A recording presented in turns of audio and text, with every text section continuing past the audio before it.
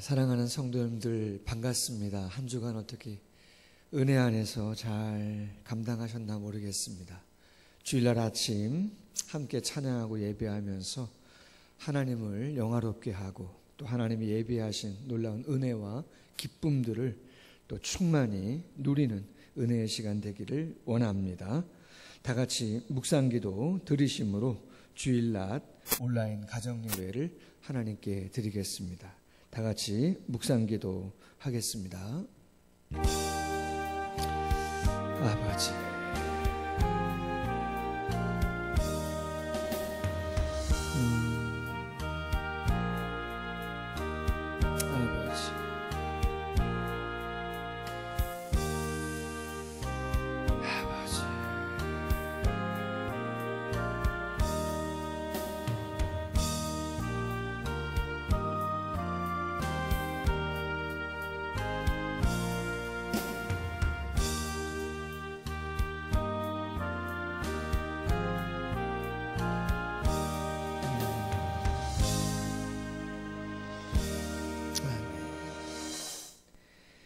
하나님은 우리의 피난처시요 힘이시니 환난 중에 만날 큰 도움이시라.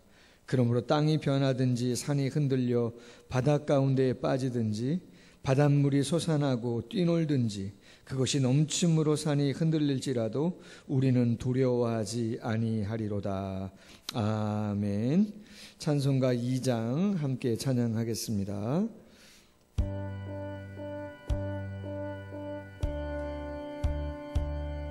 찬양 성부 성자 성령 성삼일체께 영원 무궁하기까지 영광을 돌리세 영광을 돌리세. 아멘.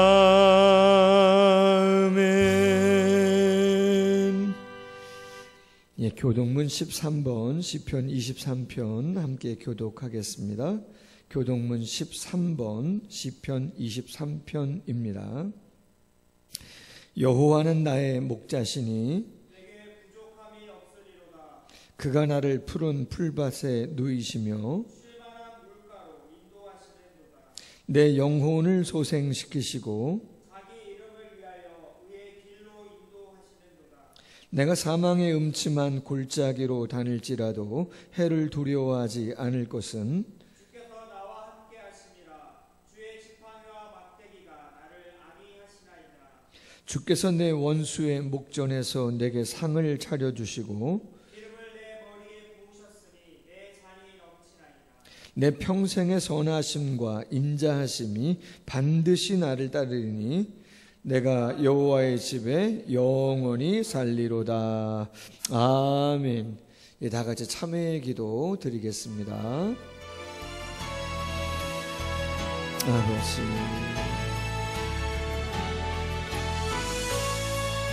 주님, 약하고 부족한 저희들을 긍휼히 여겨주시고 다시 한번 새롭게 하시고 변화시켜 주시고 완전한 명절한 주님과 함께 하시는 아버지 하나님, 우리 모두 가운데 함께 하시고 역사해 주옵소서.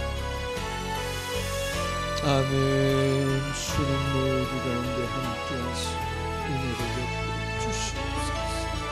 아멘.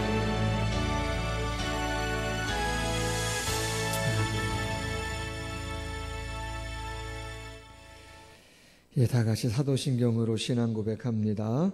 전능하사 천지를 만드신 하나님 아버지를 내가 믿사오며 그 외아들 우리 주 예수 그리스도를 믿사오니 이는 성령으로 잉태하사 동정녀 마리아에게 나시고 본디오 빌라도에게 고난을 받으사 십자가에 못 박혀 죽으시고 장사한 지 사흘 만에 죽은 자 가운데서 다시 살아나시며 하늘에 오르사 전능하신 하나님 우편에 앉아 계시다가 저리로서 산자와 죽은 자를 심판하러 오시리라.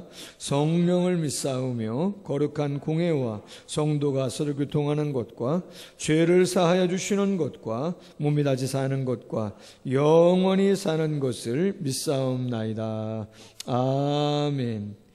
다 같이 찬송가 505장 함께 찬양하겠습니다. 찬송가 505장입니다.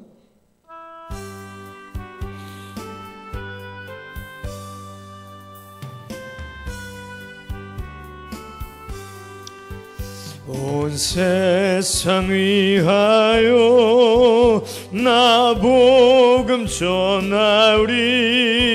만 백성 모두 나와서 주 말씀 들으라. 죄 중에 빠져서 헤매는 자들아, 주님의 음성 듣고서 너 구원받으라. 전하고 기도해 매일 증인 되리라. 세상 모든 사람 다 듣고 그 사랑 알도록 온 세상 위하여 이 복음 전하리. 저 죄인 회개하고서 주 예수 믿으라. 이 세상 구하려 주 돌아가신 것 나 증거하지 않으면 그 사랑 모르리. 전하고 기도해 매일 증인 되리라. 세상 모든 사람 다 듣고 그 사랑 알도록 온 세상 위하여 주 은혜 임하니. 주 예수 이름 힘입어 이 복음 전하자. 먼 곳에 나가서 전하지 못해도 나 어느 곳에 있든지 늘 기도 힘쓰리. 아멘.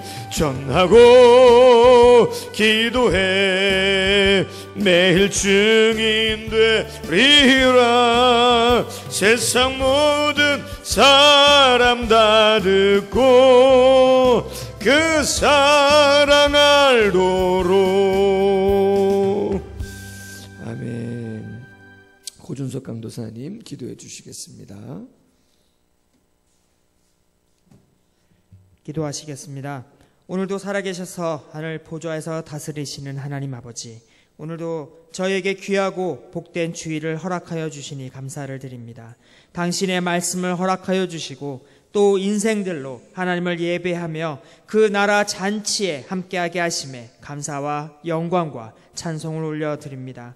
길게만 느껴지던 춥고 어두운 겨울이 지나가고 생명의 기운이 충만한 계절을 맞이하노라면 이 모든 것을 주관하시는 하나님의 능력과 은혜를 다시금 깨닫게 됩니다. 바라기는 지금 우리가 겪고 있는 이 질병의 큰 어려운 시기도 잘 이겨내도록 함께하여 주시기를 원하나이다. 겨울을 지나 봄을 맞이하듯 이 어려움이 떠나가 다시금 생명의 기운이 충만한 은혜의 계절 맞이하도록 허락하여 주시옵소서. 어려운 시절을 지내며 우리가 평소에 누렸던 것들이 얼마나 크고 귀한 일들이었는지 다시금 깨닫게 됩니다. 일을 하고 학교에 다니고 친구를 만나고 여행도 다니고 무엇보다 함께 모여 신앙생활을 하던 평범한 주일 하루가 얼마나 귀하고 귀한 것이었는지 알게 됩니다. 이 모든 것이 은혜이었음을 우리가 깨닫지 못하였습니다. 감사하기에 게으르고 더욱 주님을 만나고 동행하기에 힘쓰지 못했던 저희 모습을 용서하여 주시옵소서. 이 모든 것 누리는 은혜가 어디로부터 왔는지 복음의 복된 소식을 충성되이 전하지 못한 모습도 용서하여 주시옵소서. 우리를 인도하사 당신께서 예비하신 영혼들을 만나게 하여 주시옵소서. 감옥의 어려움과 풍랑의 어려움 속에서도 전도하는 일에 쓰임받았던 바울과 같이 우리들도 항상 깨어있어 쓰임받기에 합당한 자들 되게 하여 주시옵소서. 만난 가운데 복을 더하여 주사 이 생명의 은혜 함께 나누며 구원받는 일들을 날마다 더하여 주시옵소서. 하나님께서 친히 우리의 아버지 되어 주심에 감사를 드립니다. 교회의 지체들이 서로 형제와 자매가 되게 하심에 감사를 드립니다. 주신 은혜와 사랑을 기억하며 서로 사랑하고 어려운 가운데 거하는 형제들을 돌보며 봉사의 선한 일에 힘쓰는 교회 되게 하여 주시옵소서.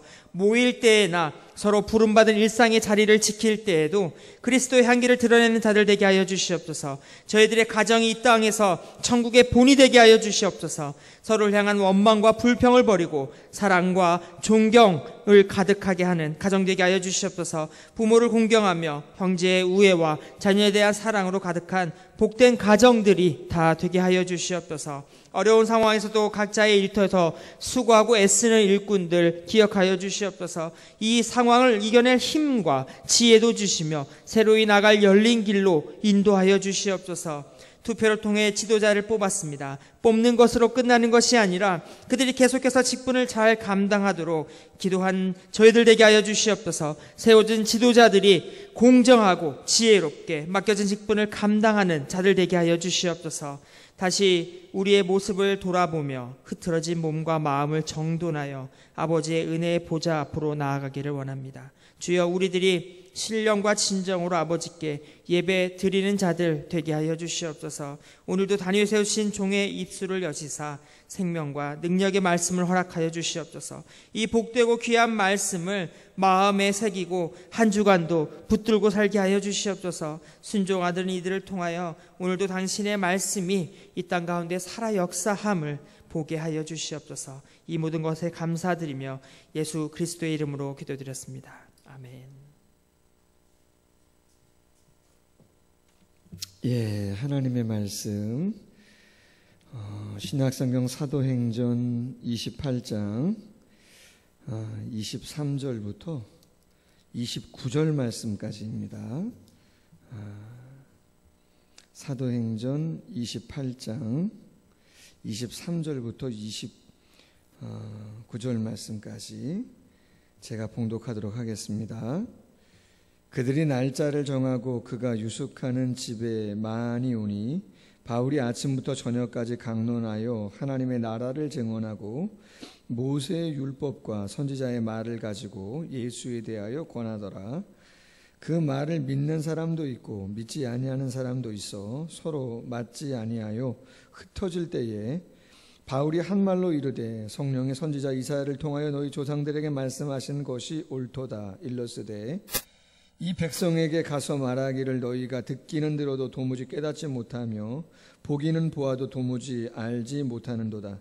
이 백성들의 마음이 우둔하여져서 그 귀로는 둔하게 듣고 그 눈은 감았으니 이는 눈으로 보고 귀로 듣고 마음으로 깨달아 돌아오면 내가 고쳐줄까 함이라 하였으니 그런즉 하나님의 이 구원이 이방인에게로 보내어진 줄 알라. 그들은 그것을 들으리라 하더라. 아멘. 사도행전 88번째 하나님의 나라와 예수의 복음이 주는 사명이라고 하는 제목으로 말씀을 나누겠습니다. 두 가지 제목입니다. 첫 번째, 하나님 나라와 예수라고 하는 제목입니다. 천신만고 끝에 바울은 하나님의 비전인 로마까지 도착했습니다. 비록 미결수의 신분이지만 로마 당국의 배려로 감옥이 아닌 일반 가옥에서 조금은 자유로운 연금 생활을 할 수가 있었습니다. 그 와중에 로마에 도착해서 제일 먼저 한 일은 로마에 살고 있었던 유대의 높은 지도층의 인사들을 정중히 초청하는 것이었습니다. 지난주에 살펴본 대로 어떤 면에서 그 유대인들이라고 하면 치가 떨릴 정도로 바울에게는 참으로 부담스러운, 참으로 잔혹했던 사람들입니다. 자기 자신뿐만 아니라 복음 자체에 대해서 교회 공동체를 힘들고 어렵게 했던 사람들입니다. 그럼에도 불구하고 악을 악으로 갚지 아니하고 악을 선으로 갚는, 민족을 사랑하는 마음을 가지고 진짜 사랑, 진짜 신앙이 무엇인지를 바울은 보여주고 있는 것이죠. 날짜를 정해놓고 그들을 청했습니다. 그리고 오늘 본문에 보니까 아침부터 저녁까지 강론을 합니다. 그렇다면 유대의 높은 지도층의 인사들을 정중하게 초청해서 바울이 무엇을 그렇게 장시간 동안 강론을 했는가? 도대체 하고 싶은 이야기가 무엇이었던가? 주제는 두 가지입니다. 하나는 하나님의 나라고 또 하나는 예수님에 대해서입니다. 오늘 23절에 보니까 그들이 날짜를 정하고 그가 유숙하는 집에 많이 오니 아침부터 저녁까지 강론하여 하나님 나라를 증언하고 모세의 율법과 선지자의 말을, 구약 성경을 가지고 예수에 대하여 권하더라. 그렇다면 바울이 강론했던 하나님 나라는 어떠한 의미이고 예수님에 대해서는 어떤 의미를 강조한 것일까라고 하는 것이죠. 여러분, 지난주 4.15 국회의원 선거가 있었습니다. 어떻게 선거 결과에 다들 만족하시는지 모르겠습니다. 이번 선거는 누가 뭐라 그래도 거대 양당의 곤고한 지지와 결속을 보여준 결과를 낳았습니다. 한쪽 정당은 진보를 대표하고 한쪽 정당은 보수를 대표하는, 그리고 그 가운데 있는 중도 정당은 설 자리를 잃어버리는 모습의 결과를 낳았습니다. 범진보 진영의 압승이죠. 자, 그렇다면 앞으로 정치와 나라의 미래가 어떻게 펼쳐질 것인가? 과연 우리가 기대하고 있는 그런 행복하고 평안하고 살기 좋은 부강한 나라로 탄탄대로를 걸어갈 수 있겠는가라고 하는 거죠. 기대는 있어요. 그러나 분명히 우리는 알죠. 우리가 기대하는 것만큼 그렇게 쉽게 되어지지 않을 수 있음을 알고 있어요. 여당이 앞장해서 그런가?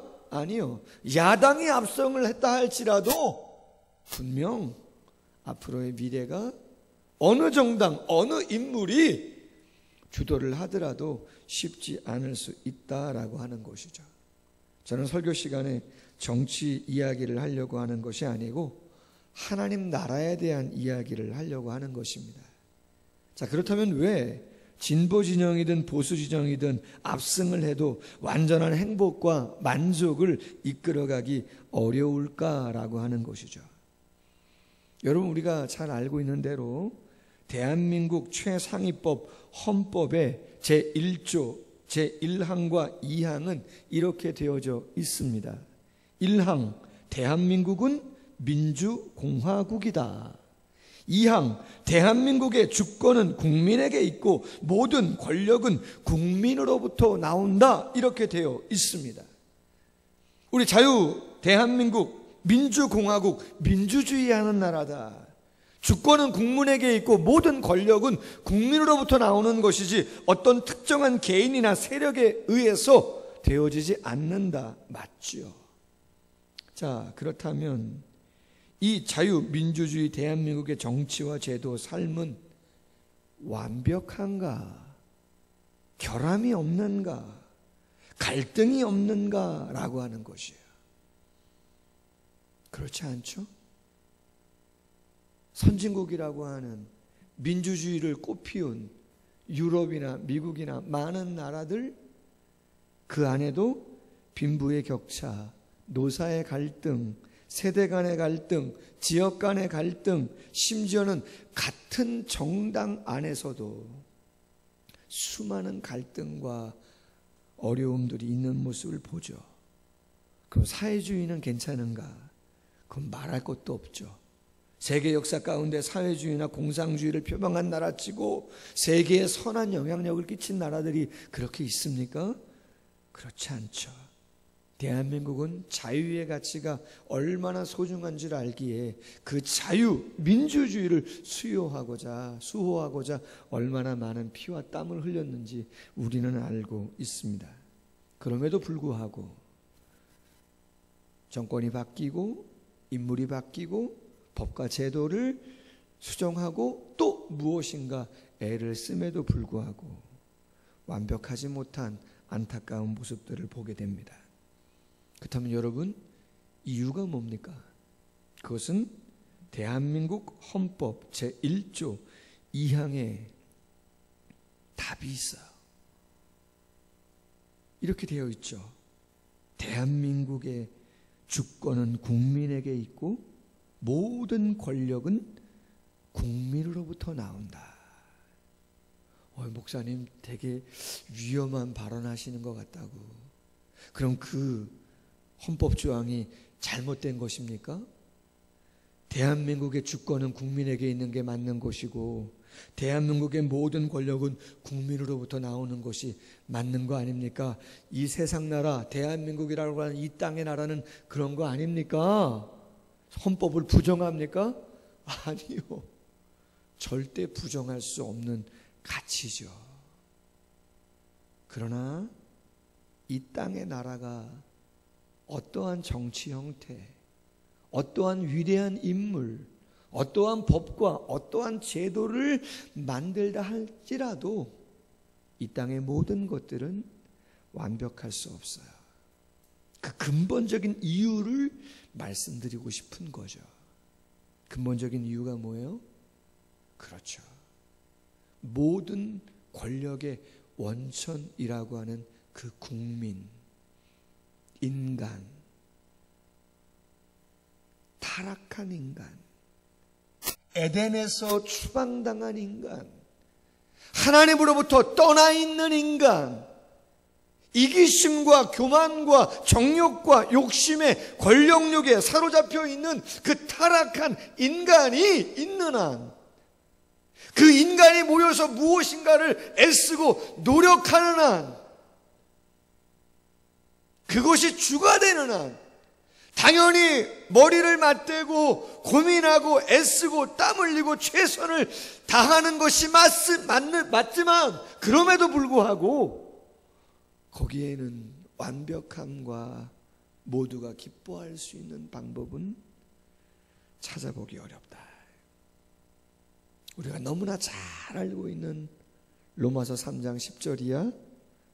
기록된 바 의인은 없나니 하나도 없고 깨닫는 자, 하나님 찾는 자 다 치우쳐 함께 무익하게 되고 선을 행하는 자 없나니 하나도 없다. 유대인이나 헬라인이나 죄 아래에 있는 모든 자는 다 부족하다. 김창옥 소장이라고 하는 소통에 대해서 강의를 잘 하시는 분이 계시는데 오늘 아침에 짤막한 영상을 하나 강의 영상을 봤는데 재미난 이야기를 해요. 소통에 대한 강의를 하니까 얼마나 아내와 소통을 잘 하시고 자녀들과 부모님과 많은 사람들과 소통을 잘 하겠어요. 근데 그분이 슬아의 자녀를 1녀 2남을 뒀어요. 큰아이가 딸이고 둘째 셋째는 쌍둥이 아들이라는 거죠. 그런데 딸하고는 얼마나 소통이 잘 되는지 집에 들어가면 아빠 그래 너무나 소통이 잘 되고 잘 된다는 거예요. 근데 쌍둥이 아들들하고는요 전혀 소통이 안 된다는 거예요. 딸은 아빠를 아빠 이렇게 부른다는 거예요. 근데 쌍둥이 아들들은 지금 4살 막 이렇게 정도 됐는데 절대 아빠라고 잘 부르지는 않는다는 거예요. 그럼 뭐라고 부르냐? 은혜 아빠라고 부른답니다. 강사님 무슨 아빠요? 은혜 아빠, 은혜. 큰딸 이름이 은혜인데 은혜 아빠라고 부른대요. 왜? 자기들 아빠 같지 않은 거죠. 왜? 그분이 이야기해요. 당신의 아버님은 말씀을 못 하시는 분이었다 그래요. 그리고 도박을 많이 하셨다 그래요. 집을 거의 안 들어오셨다 그래요. 어머님하고 관계가 안 좋았다 그래요. 어머님에 대한 사랑은 많이 받아서 그 사랑을 딸에게는 잘 주었는데 아빠에 대한 사랑, 아빠가 무엇을 어떻게 해야 되는지 몰라가지고 당신의 아들들에게는 아무런 것도 제대로 하지를 못하더라는 거죠. 야, 니네 벌써 4살이야. 4살이면 이제부터 이렇게 해야 될 거 아니야? 딸은 그래. 아들들 쌍둥이 아들, 야 똑바로 해. 똑바로 빨리 못해? 똑같은 사람인데, 똑같은 아빠인데 안 되겠구나. 안아주고 쓰다듬어주고 언제부턴가 3개월 그 이상 그랬더니 아빠라고 부르고 조금씩 좋아지더라는 거죠. 이런 무슨 얘기하고 싶은 거예요? 그 죄성이라는 것은 소통을 주제로 해서 강의를 하는 한국의 탁월한 강사 중에 한 분도 당신 자녀에게도 당신 안에 있는 죄성과 그 미숙함과 연약함을 어찌할 수 없는 모습들, 정치체제, 법과 제도 잘하자고 만들고 애쓰지만 완벽할 수 없음을 이야기하고 있는 것이죠. 언제 한번 말씀드렸어요. 지금 돌아가셨습니다. 얼마 전에 전 연세대학교 총장을 역임했던 송자 총장님께서 인터넷을 통해서 자유민주주의 시장경제 원리라고 하는 강의를 하신 적이 있는데 제가 한 학기 강의를 인터넷으로 들은 적이 있어요. 그분이 그런 말씀을 했어요. 민주주의, 사회주의, 공산주의, 이 땅에 수많은 정치체제가 있었는데 그 어떠한 것도 정답은 될 수 없다. 그러나 그 중에서 가장 그래도 괜찮은 것이 민주주의라고 생각한다. 그런데 중요한 이 자유민주주의 시장경제 원리를 건강하게 지속하며 세워가기 위해서는 반드시 꼭 필요한 게 있다. 그게 뭐냐? 그것은 리더들의 솔선수범이다. 오블리스 노블리제. 리더들의 사회적인 책임을 성숙한 마음을 가지고 섬기고 나누어주고 환원하고 돌보는 그러한 섬김이 있어야만 자유주의 시장경제 원리를 유지해가며 갈 수 있지. 그렇지 않으면 빈부의 격차, 노사 간의 갈등, 세대 간의 갈등, 수많은 것이 폭발해서 결국은 민주주의를 유지하고 가기는 어려울 수 있다. 그런 이야기를 한 것이죠. 그렇다면 여러분 어떻게 해야 되겠어요? 답을 어디서 찾아야 된다는 거예요? 세상의 나라는 최선을 향해서 나아가야죠. 머리 맞대고 노력하고 시행착오도 겪으면서 가야죠. 근데 중요한 게 있어요. 우리끼리만 우리가 할 수 있다는 생각을 가지고 그렇게 하면 안 된다는 이야기예요. 성경이 이야기하는 게 뭐예요? 오늘 바울이 유대의 지도자들, 그 고위층에 있는 인사들을 초청해서 아침부터 저녁까지 강조했던 그 강론의 주제가 뭐예요? 세상 나라가 아니에요. 하나님의 나라인 줄로 믿습니다. 여러분, 나라는 주권이 있어야 되고 백성이 있어야 되고 영토, 땅이 있어야 나라가 되어지는 것이죠. 하나님 나라의 주권은 어디서부터 옵니까? 그렇죠. 이 땅에 이 땅 나라 대한민국의 주권은 국민으로부터 온다 그랬잖아요. 모든 권력은 국민으로부터. 그러나 하나님 나라의 주권은, 그 파워는 어디서부터? 그렇죠.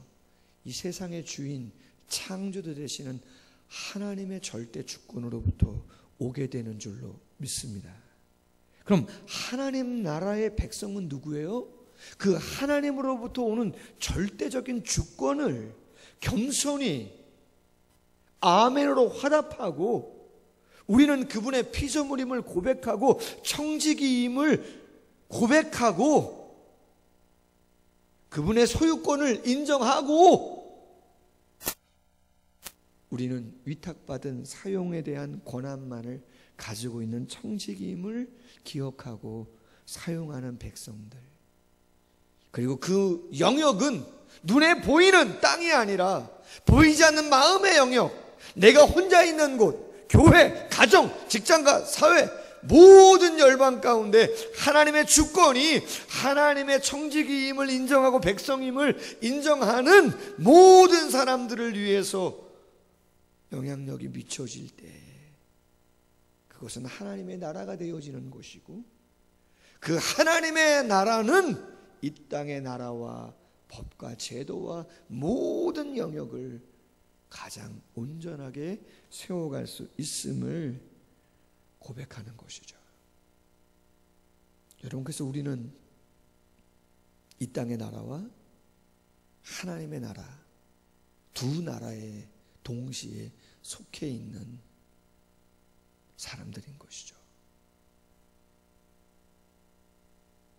그래서 예수님이 우리가 늘 고백하는 주기도문에서 무엇을 가르쳐 주셨어요? 여러분, 예수님께서 기도를 가르쳐 주실 때 기도의 제목이 얼마나 많고 영역이 얼마나 많고 간절한 게 얼마나 많아요. 근데 예수님께서 가르쳐 주신 기도의 딱 샘플은 마태복음 6장이에요. 산상수훈에 예수님께서 이렇게 기도하셨잖아요. 하늘에 계신 우리 아버지여, 이름이 거룩히 여김을 받으시오며 나라가 임하시오며 뜻이 하늘에서 이루어진 것 같이 땅에서도 이루어지이다. 아멘.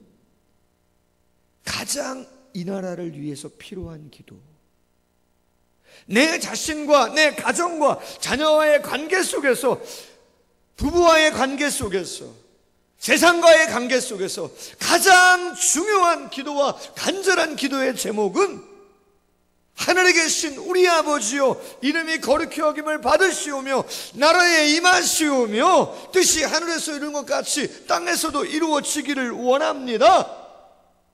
이 땅의 진정한 주인은 하나님 아버지이십니다. 모든 권력과 모든 힘은 하늘로부터 내려오지는 것이고, 우리는 그 하나님의 힘과 권력을 수종드는 자들일 뿐만 아니라 모든 눈에 보이는 영역과 보이지 않는 영역 속에서 그 하나님의 다스리심과 통치가 이루어지도록 겸손히 수종들어야 할 사람들임을 확인하는 것들이죠. 바울은 그것을 이야기하고 있어요.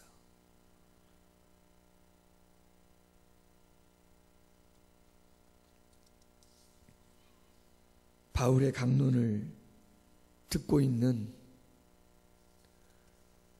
유대의 지도자들은 제국을 꿈꿨습니다. 제국을 꿈꿨어요.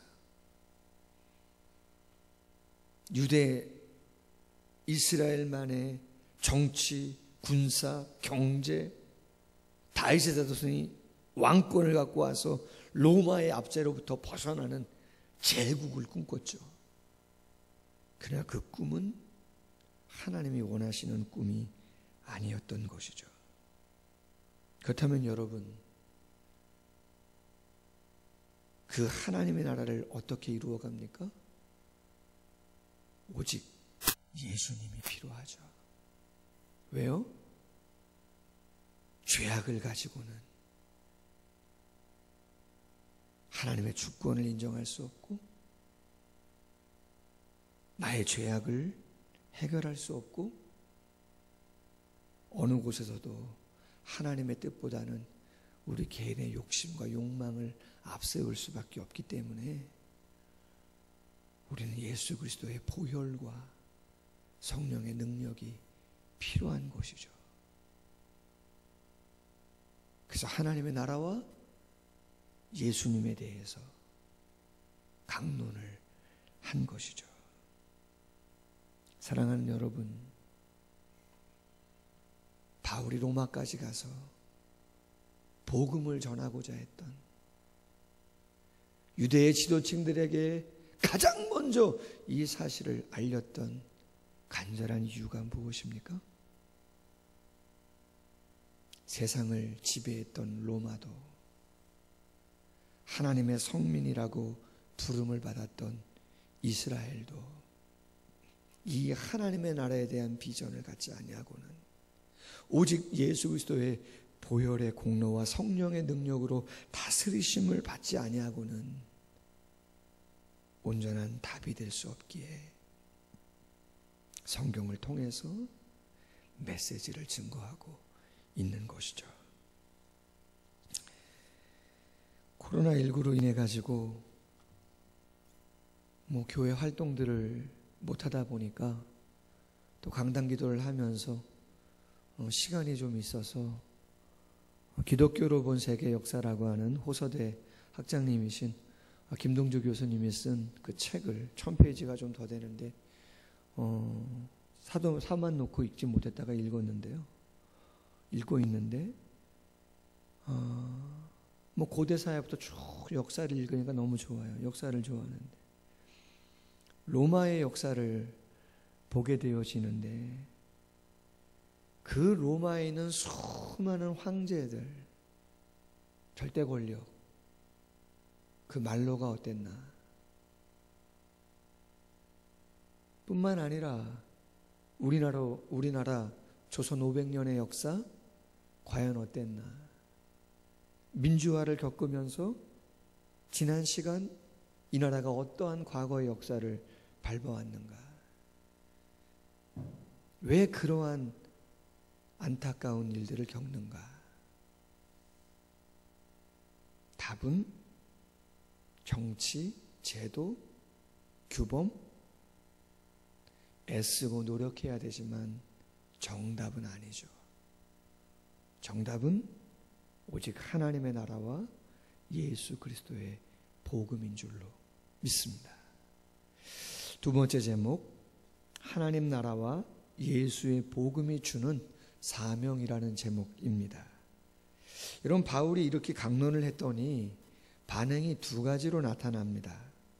24절, 그 말을 믿는 사람도 있고 믿지 아니하는 사람도 있더라. 서로 맞지가 않아가지고 흩어졌다, 그렇게 되어 있는 거예요.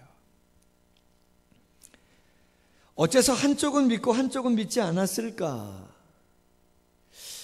여러분, 24절을 유심히 보면 그 말을 믿는 사람도 있고 이렇게 되어 있는데 원어의 본뜻은 믿어지는 사람, 설복당하여 믿기 시작한 사람이라고 하는 의미를 담고 있습니다. 스스로 내가 믿은 게 아니라는 얘기예요.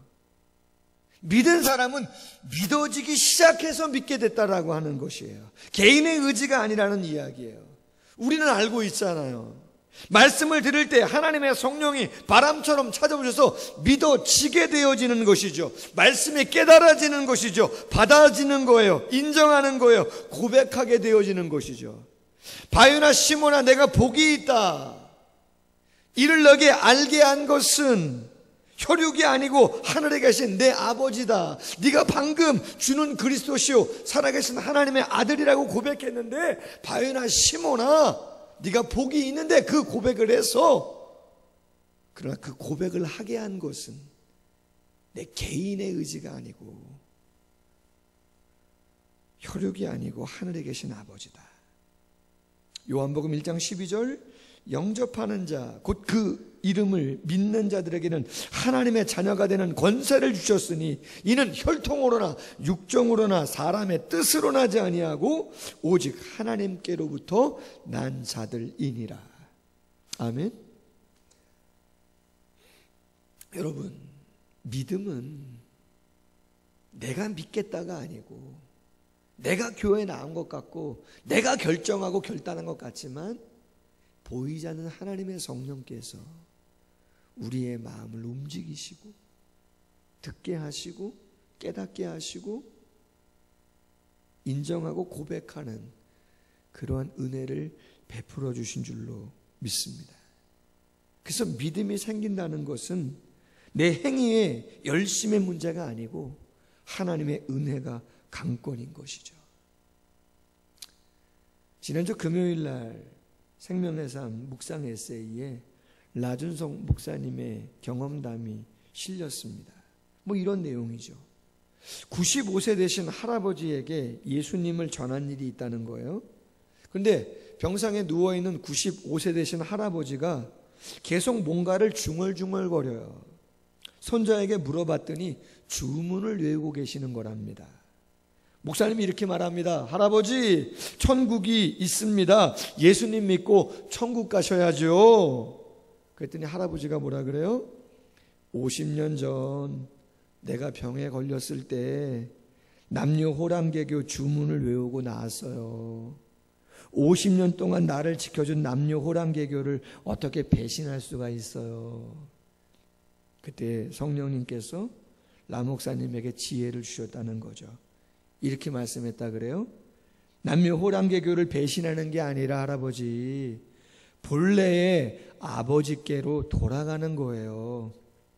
50년 전보다 훨씬 이전부터 할아버지와 함께 계시고 할아버지를 기다리시는 진짜 아버지이신 하나님께 돌아가는 거예요. 그런데 놀라운 게 뭐예요? 95세 되신 그 할아버지가 이 말씀을 듣자마자 주문을 멈추고 큰 소리로 외치셨다는 거죠. 아버지, 나 돌아갑니다. 아버지, 나 돌아갑니다.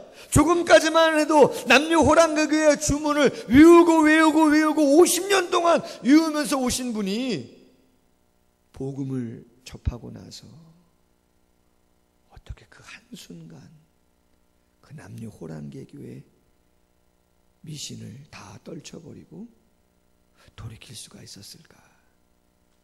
우리 삼가동 공천마을에도 남녀호랑개교를 믿는 어르신이 계세요. 전도 대상자가 있습니다. 자외 전도 대상자가. 선물도 갖다 드리고 안부도 묻고 정말 참 어르신이 혼자 계셔서 안타까운데, 혼자 계셨으면 나올 건데 자녀들이 가끔 오는데 딸과 사이가 그 남녀호랑개교의 간부급이랍니다. 간부급. 아주 큰 일들을 한다는 거예요. 가끔 초청을 하는데 어마어마하다는 거예요. 딸 때문에 우리 교회 오고 싶어도 목사님 하는 거 보면 오고 싶은데 딸이 알면 큰일 나서 못 오신대요. 너무나 안타깝죠. 그런데 95세 된 그 할아버지 한평생을 그렇게 사셨음에도 불구하고 메시지를 전했더니, 그리고 이렇게 말씀을 이어갔죠. 할아버지, 혼자 가면 안 받아줘요. 하나님 아버지께서 보내신 아들과 함께 가야 받아주세요. 저와 함께 기도하면서 예수님을 마음에 받아들이세요. 차근차근 영접기도, 예수님에 대한 영접기도를 했더니 놀라운 일이죠.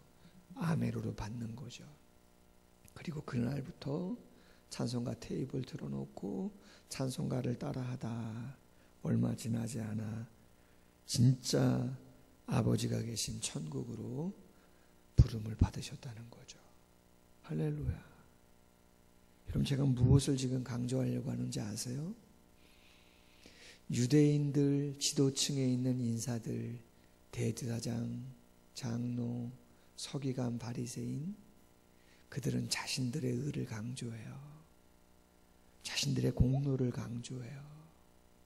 예수 그리스도의 십자가와 부활, 성령의 능력, 아니요, 나의 열심과 의로움을 강조해요.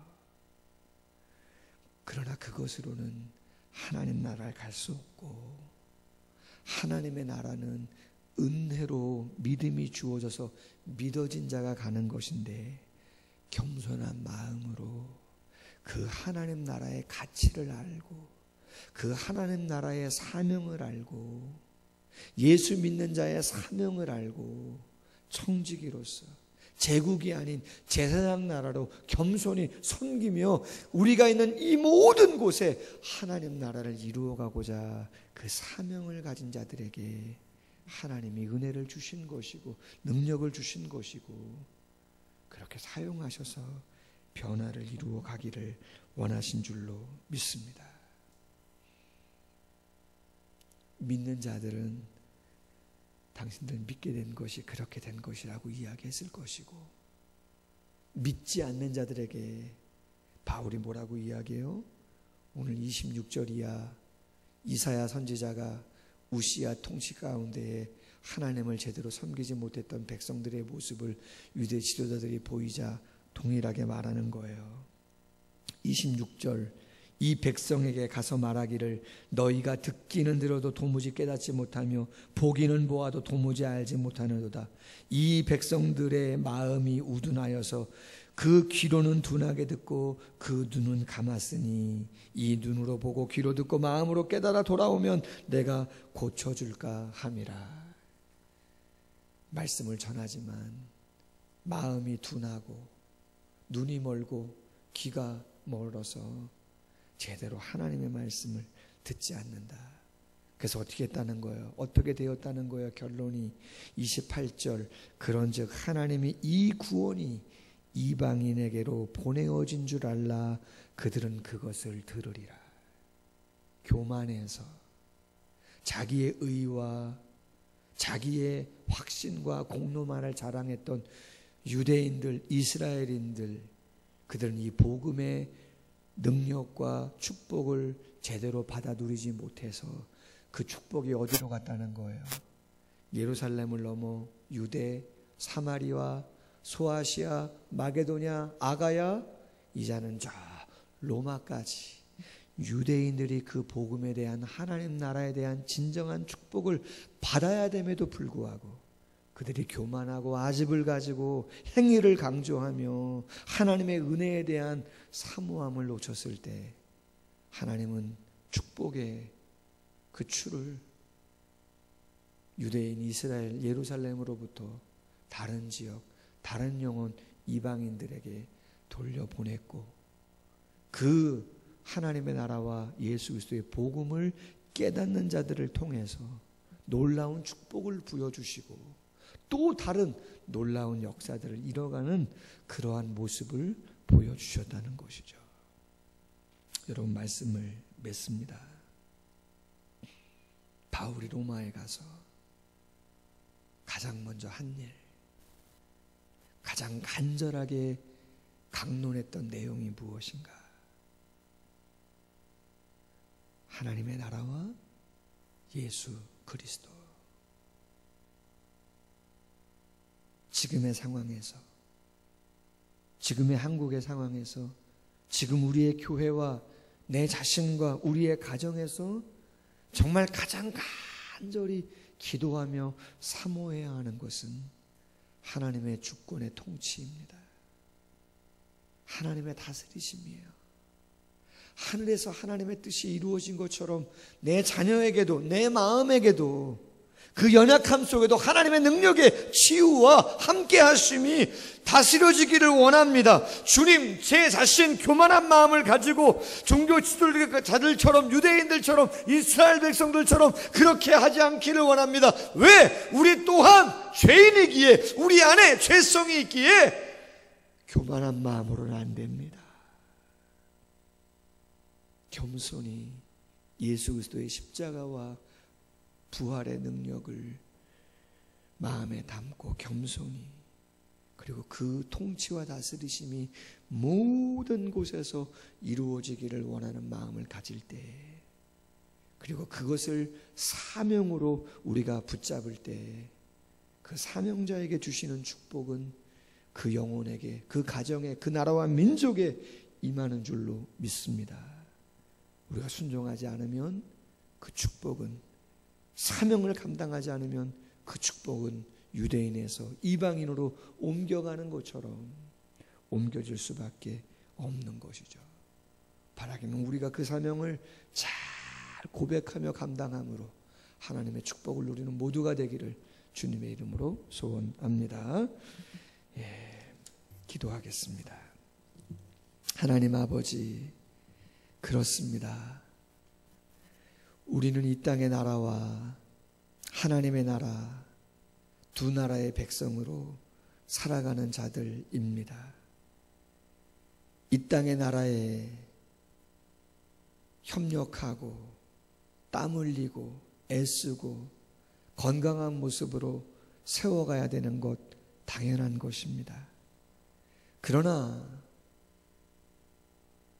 모든 국민이 하나님으로부터 멀어져 있다면 아무리 완벽한 정치와 제도, 이념과 사상을 가지고 있다 할지라도 갈등과 연약함, 노출될 수밖에 없는 것이오매, 다시 한번 바울이 강조했던 하나님의 나라와 예수 그리스도에 대한 묵상을 통하여 우리에게 주어진 사명이 무엇인지 분명히 알고 우리가 있는 곳 어느 곳이든 하나님의 진정한 통치와 다스리심이 이루어지며 우리가 그 제사장의 나라의 사명을 감당하는 사명자로서의 온전한 사명을 감당해 우리가 있는 곳에서 하나님이 주시고자 하시는 놀라운 축복들을 경험하는 모두가 될 수 있도록 함께하여 주시옵소서.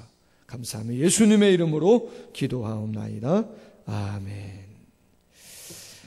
찬송가 499장 우리 같이 한번 찬양하겠습니다. 찬송가 499장입니다.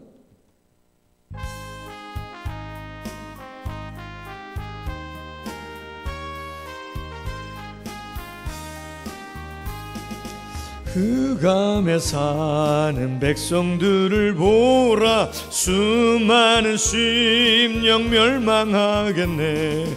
그 누가 갈까? 주의 복음 들고 생명을 구원하는 곳으로.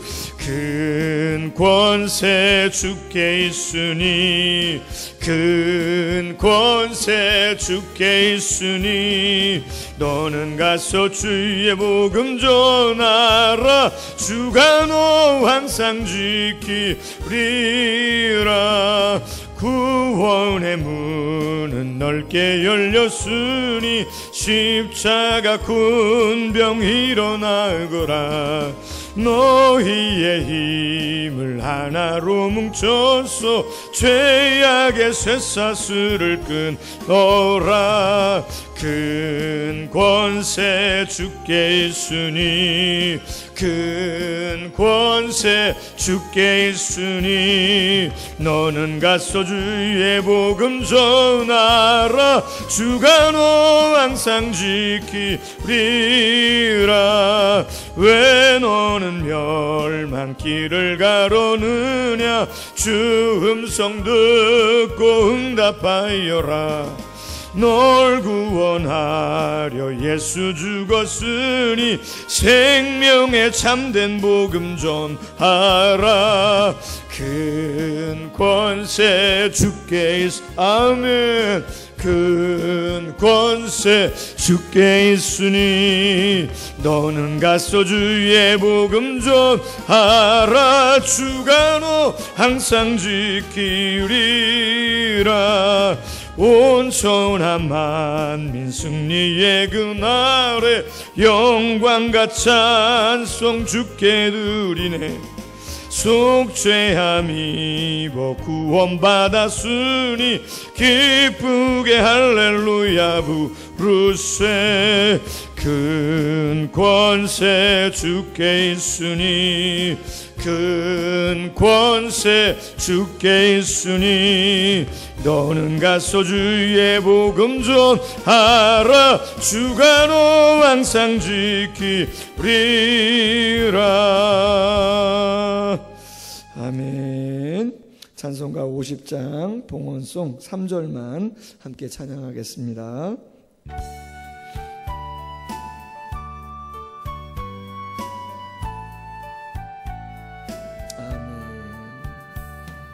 내게 있는 모든 것을 주를 위해 드리네.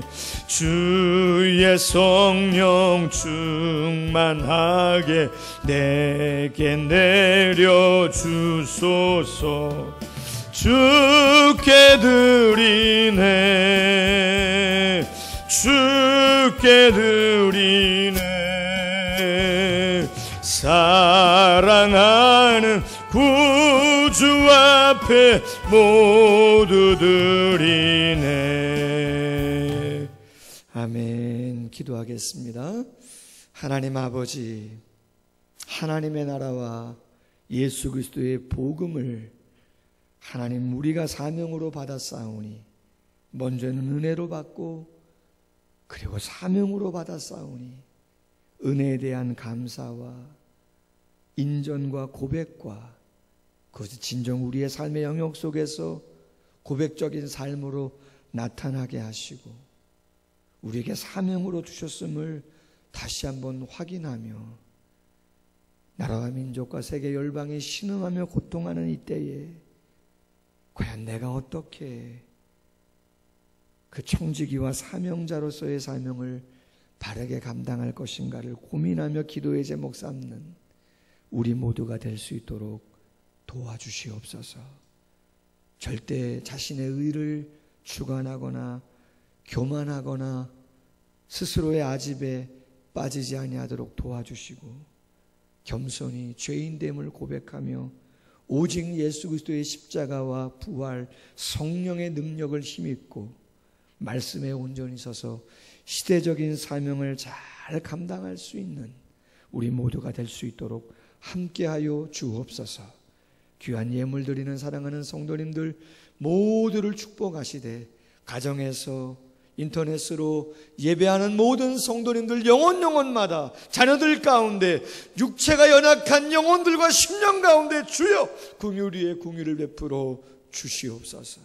특별히 이 나라와 이 민족을 기억하여 주시고 하나님 총선을 통해서 새로운 리더가 된 많은 위정자들에게 진정한 겸손과 섬김의 마음 허락하여 주시고 지혜를 부어주시고 협력하는 마음을 주시고 특별히 코로나19로 인해서 힘든 상황이 있는데 이제는 진정 국면에 하나님 접어들고 있는 가운데 있는데 끝까지 잘 하나님께서 은혜와 긍휼을 베풀어 주셔서 잘 마무리할 수 있도록 함께하여 주시옵소서. 예수님의 이름으로 축복하며 기도하옵나이다. 아멘. 예, 하나님의 말 하는 교회 소식 같이 나누도록 하겠습니다. 하나님의 말씀 시편 11편 1절로 7절의 말씀을 가지고 2020년 비전 무너진 터를 세우는 의인되게 하소서라고 하는 주제를 잡았는데요. 참 무너져가는 이 나라와 이 민족 또 세계 열방의 안타까운 모습들을 보면서 정말 표를 무너진 터를 세우는 의인되게 하소서라고 하나님의 말씀으로 삼았는데 정말 이 표를 가지고 우리가 기도해야 되지 않는가 하는 생각을 다시 한번 해보게 되어집니다. 광고합니다. 코로나19로 인한 예배 및 교회 생활 먼저 오늘까지만 주일 낮 예배, 주일 학교 예배, 온라인 가정 영상 예배로 대체를 합니다. 내일부터 20일 내일 월요일부터 예배와 모임 활동 순차적으로 제한적으로 시작을 하려고 합니다. 먼저 새벽 예배와 수요 예배는 정상적으로 내일부터 드립니다. 금요 기도회는 찬양을 좀 힘차게 하는 부분 또 통성으로 하는 부분들이 좀 있고 해서 4월 달까지는 좀 자제하고 5월 8일부터 드리려고 합니다. 주일 낮 예배는 다음 주 26일 주일부터 좀 어려워진다는 이야기가 있어도 시작을 할 겁니다. 왜냐하면 7대 방역 수칙을 지금도 이번 주도 지난주도 지키면 예배를 드리는 거는 어려움이 없었는데도 저희 교회가 좀 그래도 최선을 다해서 사회에 또 본이 되고 또 주도적인 역할을 감당하는 부분들이 있기 때문에 영향력이 있어서 같이 왔는데요. 좀 이제는 예배를 좀 더 늦추는 거는 쉽지 않지 않겠나. 그래서 철저하게 방역 수칙을 지키면서 다음 주부터는 좀 예배를 시작하려고 합니다. 근데 거리두기를 하려면 저희 교회 본당에서 한 30명 정도가 예배가 가능해요.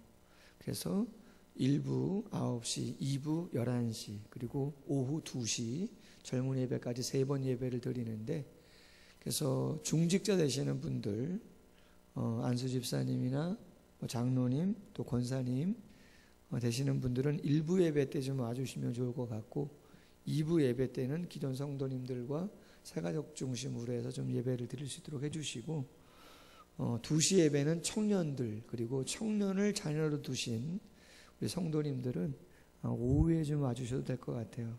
중직장 대 청년의 자녀다 편안하게 선택하시면 될 것 같고요. 그렇게 좀 해주시면 될 것 같습니다.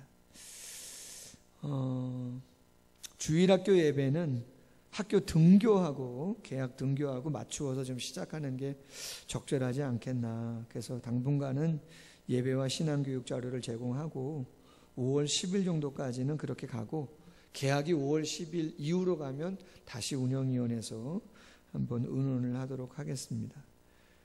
다음 주부터 예배를 시작해도 예배 참석이 어려우신 좀 분들 계실 거예요. 뭐 어르신이나 아이들, 기저질환이 있는 분들, 기타 사유가 있는 분들. 그래서 주일 낮 예배만큼은 토요일 날 녹화해서 주일 날 예배 드리시기에 부족함이 없도록 그렇게 제공을 하도록 하겠습니다. 다음 주 차량 운행은 하지 않습니다. 4월 말까지는 차량 운행은 하지 않고 5월부터 시작을 하도록 그렇게 하겠습니다.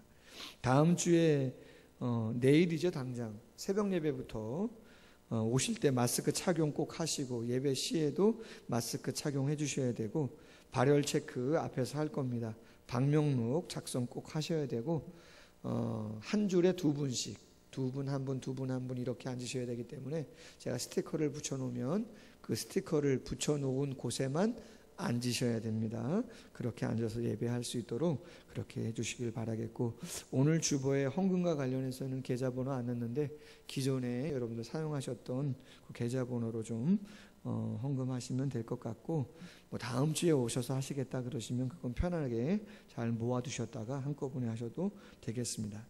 성경 공부 모임 활동, 새가도 성경 공부 5월 10일 주일부터, 성장반은 5월 10일 주일 오후 2시부터, 사역 훈련은 다음 주에 오리엔테이션을 하겠습니다. 제가 이번 주에 반반 낮반 신청하신 분들 한 10여 명 정도 되시는데 전화 드리겠습니다. 안내를 할 테니까 다음 주 주일날 11시 예배 때 그분들은 좀 오셔서 예배 끝나면 오리엔테이션 교재 같은 거 받아가시고, 5월 첫 주부터 수요 반반은 5월 6일, 목요 낮반은 5월 7일부터 개강하도록 하겠습니다.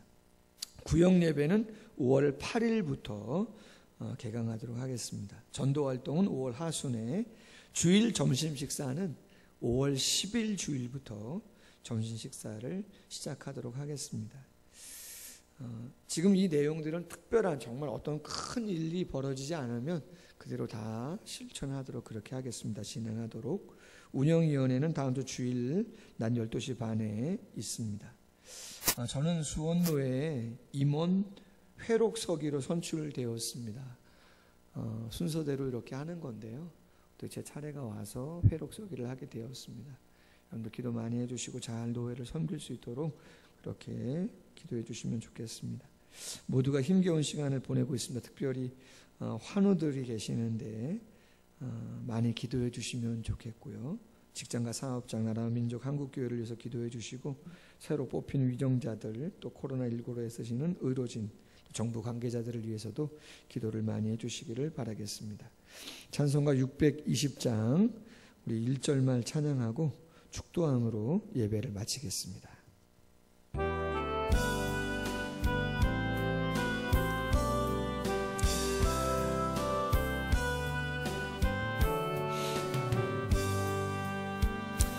여기에 모인 우리 주의 은총 받은 자요라. 주께서 이 자리에 아멘 함께 계심을 아노라. 언제나 주님만을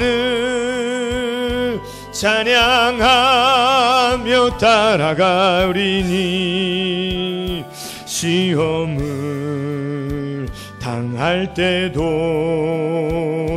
함께 계심을 믿노라. 아멘. 이 믿음 더욱 굳세라.